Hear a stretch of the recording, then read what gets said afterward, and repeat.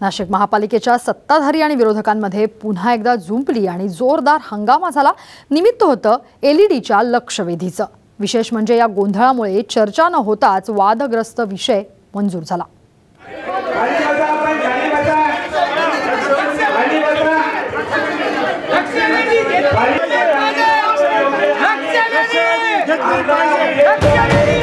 गेल्या अनेक दिवसांपासून वादग्रस्त ठरलेल्या एलईडीचा विषय चर्चेला न घेतल्यानं नाशिक महापालिकेच्या सभेत सत्ताधारी विरोधक आमने-सामने आले आणि एकमेकांविरोधात जोरदार घोषणाबाजी सुरू झाली।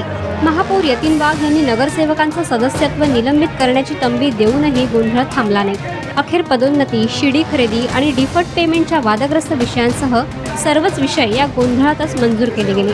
विरोधकांनी महापौरांविरोधात घोषणाबाजी करत महापौर भ्रष्टाचाराला पाठीशी घालत असल्याचा आरोप केलाय। मी लक्षवेधी मांडली। आम्ही भ्रष्टाचार विरोधात आहे, आम्ही एलईडीच्या विरोधात नाही, पण ज्या पद्धतीने इथे काम चाललेलं आहे त्याच्या विरोधात आहे। जर आम्हाला बोलण्याची संधी दिली असती तर हे काही घडलं नसतं। नाशिक शहरातील एलईडीची निविदा प्रक्रिया राबवण्यात आली आहे। 2 ठेकेदारांच्या वादामुळे सदरचं प्रकरण न्यायप्रविष्ट आहे। याच विषयावर शिवसेनेच्या नगरसेविका कोमल मेहरोलिया यांनी लक्षवेधी मांडली होती। मात्र महापौरांनी विषयपत्रिकेचं वाचन करण्याची सूचना दिल्यानं विरोधक संतापले आणि त्यांनी घोषणाबाजी सुरू केली। संबंधित सदस्यांना सांगत होतो की आजची विषयपत्रिकेची यादी होऊन जाऊ द्या, त्यानंतर आपण चर्चा करू।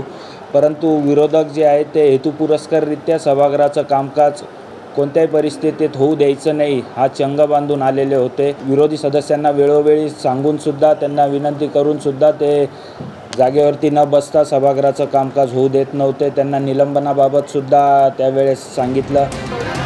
विरोधकांच्या गोंधळाला प्रत्युत्तर म्हणून मनसेचे सदस्यही तेवढेच आक्रमक दिसले। 10 मिनिटांच्या गोंधळानंतर महापौर वाघ यांनी विषयपत्रिकेवरील सर्वच विषय मंजूर झाल्याचं घोषित करत सभा आटोपती घेतली। पल्लवी जुन्नरे, साम टीव्ही, नाशिक।